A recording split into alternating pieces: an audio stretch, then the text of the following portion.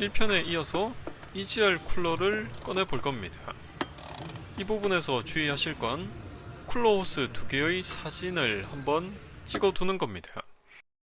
호스를 교환하실 게 아니라면 클램프의 방향과 위치를 정확히 놔줘야 누수가 없습니다.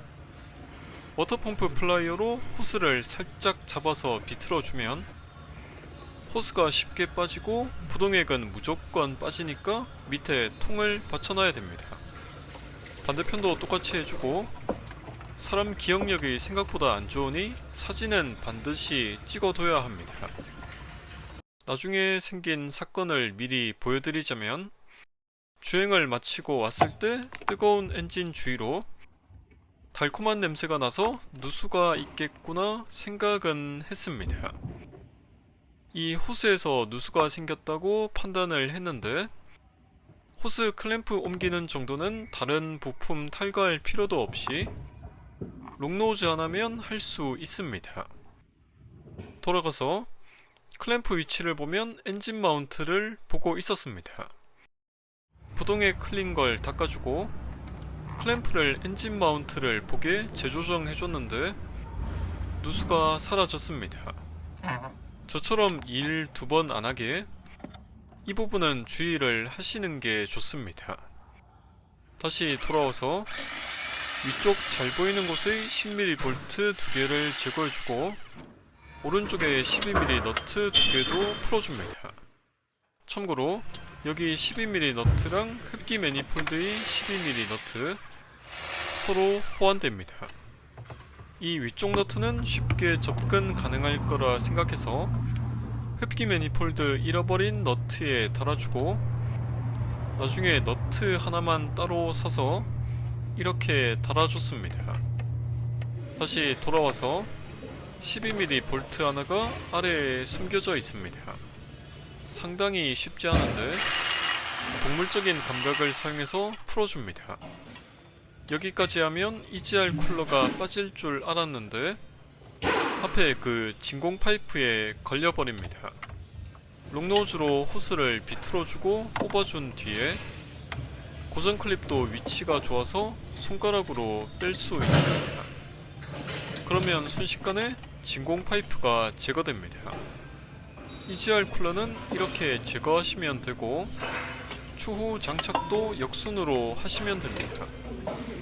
그리고 이런 식으로 생긴 에어건이 없는 상황이라면 자가정비 수준에서는 쿨러 세척을 권장하지 않습니다. 약품 세척해서 찐득하게 변한 카본을 불어내는 게 편하기 때문입니다. 쿨러 탈거는 H5 비트 소켓이나 L렌치로 하실 수 있고, 볼트 크기도 다 똑같고 딱 하나, 반대편으로 된 것만 기억하시면 어렵지 않습니다. 문제는 이 쿨러 탈거를 해도 이 복잡한 내부를 청소하기가 쉽지 않습니다. 이렇게 드러난 곳은 클립 리무버로 열심히 긁어내면 되는데 복잡한 곳은 답이 없습니다. 1편에서도 이야기했지만 카본 안 쌓이게 해주는 뭐 그런 걸로 어떻게 할 수가 없는 양입니다. 어차피 청소해도 다시 쌓이지 않냐 하시는 분도 계시는데 저도 불필요하게 청소할 필요는 없다고 봅니다. 다만 스월 밸브 경고등이 뜨거나 엔진 출력이 줄어들거나 RPM이 떨리거나 하면 그때는 해야 됩니다. 이 청소하는 부분은 빠르게 넘어가고, 다만 면장갑을 많이 챙겨 두시는 게 청소하기 좋습니다. 어차피 다시 쌓일 거니까 번쩍번쩍하게 할 필요까진 없습니다. 이제 거의 1시간 가까이 사투를 펼친 끝에 클리닝을 마친 EGR 쿨러를 가져와서 다시 끼워줍니다. 체력적인 한계로 인해 EGR 쿨러 세척하는 건 영상에 못 담았습니다. 개인적으로 그냥 EGR 쿨러는 안 건드리시는 게 좋을 겁니다. 앞서 말씀드린 것처럼 호스 클램프는 정위치에 놔야 하는데 오른쪽은 괜찮았지만 왼쪽은 방향이 이상해서 누수가 생겼습니다. 이제 EGR 쿨러 하단 10mm 볼트를 끼워주고 위쪽 10mm 볼트 두 개도 빠르게 끼워줍니다. 그리고 토크렌치를 정확히 사용하지 않으면 10mm 볼트는 부러질 위험이 있기 때문에 12mm 이상인 볼트만 토크렌치를 쓰는 게 좋습니다. 진공 파이프도 가져와서 끼워주고 저 왼쪽의 커넥터는 왼쪽에서 오른쪽으로 끼워줍니다. 그렇게 진공 파이프는 앞쪽에 치워놓고, 참고로 흡기 매니폴드 스터드가 오른쪽에 쏠린 이유는 고압 펌프가 튀어나와 있어서 스터드가 있으면 흡기 매니폴드가 걸리기 때문일 겁니다. 그 점에 유의하시면 흡기 매니폴드 끼울 때 크게 어렵지 않습니다. 왼쪽을 살짝 들어주면서 스터드에 통과시키고 EGR에서 뗀 너트까지 해서 두 개를 먼저 끼워줍니다. 떨어지지 않게 주의해서 손으로 최대한 조여주고 이어서 볼트 7개도 왼쪽에서부터 하나씩 조여줍니다. 토크렌치로 체결하는 순서는 정해져 있지만 어느 정도 조일 때는 그냥 순서대로 쭉 가도 상관없을 겁니다. 그런데 이게 웃긴 게 저 정비 지침서를 보고 순서대로 했다고 생각했는데 1, 2, 3, 6, 7, 8, 9, 4, 5 이상하게 쪼였습니다. 상당히 쉽지 않은 사람인 걸 알 수 있고 이제 연료 호스를 딱 소리 나도록 연결해줍니다. 저 소리가 나야 잘 체결됐다는 거고 이 연료 호스 끼우기 전에 진공 파이프도 놔뒀어야 하는데 늦었지만 위치를 잡아줍니다. 그리고 밑에 고정 볼트는 전동 라쳇보다는 파이프 잡고 수공구로 꽉 조여줍니다. 다음은 부동액 상부 호스랑 연결되는 파이프 끼워주고 클램프도 정위치에 놔줍니다. 이때도 사진 찍어두면 제일 좋고 보통 호스에 찍힌 자국이 선명하니 자국에 맞춰서 놓아도 충분할 것 같습니다. 여기까지 오면 사실상 끝난 셈이니 나머지 조립은 생략하겠습니다.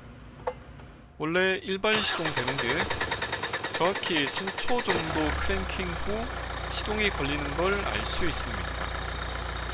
그런데 원래는 한 10초는 걸렸을 겁니다. 고압 파이프를 제거했었기 때문에 에어백이 없이 시동을 걸면 크랭킹을 최소 10초는 해야 시동이 걸렸을 겁니다. 지금 똑딱 하면서 제가 만진 건 제가 임시로 만든 에어백이 버튼이고 이것에 대해 설명해 보려고 합니다. 예전에 제가 납땜을 해서 저 펌프로 가는 배선에 커넥터를 하나 만들어 둔 게 있습니다. 여기 커넥터에 커넥터를 연결해주고 그 커넥터와 연결된 스위치의 반대편 배선을 연료펌프 퓨즈에 끼워줍니다. 연료펌프 릴레이는 차종에 따라 접근 불가능한 경우가 있지만 연료펌프 퓨즈는 반드시 있을 겁니다. 그 퓨즈를 뽑아서 한쪽 다리에 연결한 뒤에 퓨즈를 다시 꽂아줍니다. 블랙박스 전원선 따는 그런 식으로 당연히 쉽게 들어가지 않으니 롱노즈로 좀 눌러줘야 하고 키는 당연히 오프 상태입니다. 이렇게 해주면 조금 전에 했던 것처럼 저 스위치를 ON에 넣으면 저 펌프가 돌아가고 오프하면 당연히 꺼집니다. 거품이 어느 정도 다 나오면 꽉 조이고 저 펌프를 한 1분쯤 돌려줘도 좋을 것 같습니다. 예전에 R엔진 인젝터 동아셔 교환 후에 시동 안 걸려서 레카 부르는 분도 계셨는데 이 방법으로 에어백이 잘만 해주면 일발 시동도 가능합니다. 기본적으로 전장 회로도 못 보는 차는 진행이 힘들고 연료 에어백이 가능한 스캐너를 구하시는 게 편하실 겁니다. 회로도 엔진 전장 그리고 엔진 컨트롤 회로의 회로도로 들어갑니다. 그리고 차량마다 다를 수 있지만 제 차는 세 번째 페이지에 있습니다.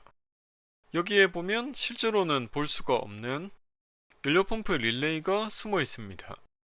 이 릴레이를 강제로 작동시킬 수만 있다면 방법이 간단한데 이게 쉽지 않습니다. 나는 쉽던데 하시면 그렇게 하시면 되는 거고, 연료펌프 릴레이에서 나가는 이 빨간색 선에 선을 하나 물려주고 돌아와서 연료펌프 퓨즈 나가는 다리에 또 물려주는 게 제 방법입니다.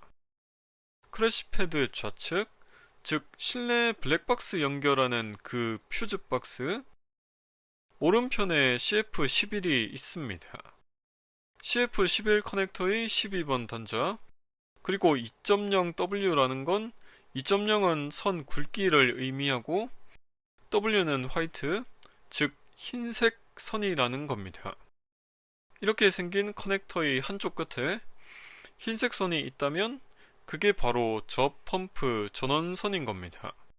그래서 저는 그 CF11 커넥터의 흰색 선, 즉 저 펌프 전원선에 선을 하나 연결했던 거고, 그것과 이어지는 선을 연료펌프 퓨즈의 나가는 다리, 즉 유사시에 퓨즈가 터질 수 있는 위치에 연결해 준 겁니다.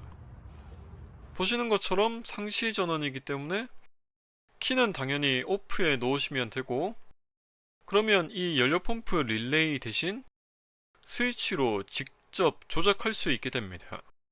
다른 차량으로 다시 설명을 드리자면, 예를 들어 베라크루즈 3.0 디젤 기준으로 연료펌프 퓨즈에서 물리고 EF11 커넥터의 14번 단자 1.25P, 아마도 핑크색 배선일 겁니다.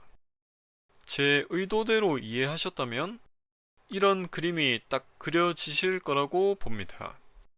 그런데 왜 굳이 CF11이니 EF11이니 하는 중간에 해야 되냐 하실 수도 있습니다. 그게 싫으시면 뒤에 시트 제거하고 연료펌프 전원선에 직접 연결하셔도 됩니다. 그런데 그것보단 앞에 퓨즈 박스가 더 쉽게 느껴지실 겁니다. 다시 돌아와서 부동액을 배출했었기 때문에 당연히 부동액은 채우고 시동을 걸어야 합니다. 증류수를 한 3리터, 부동액을 2리터 준비했는데 EGR 쿨러까지 싹 제거하면 진짜 5리터 가까이 빠질 겁니다. 그리고 상부 라디에이터 호스에 심폐소생술을 좀 해주시면 에어백의 시간을 최대한 줄일 수 있습니다. 이상한 설명이 많았는데 오늘 영상은 이걸로 마무리를 하겠습니다.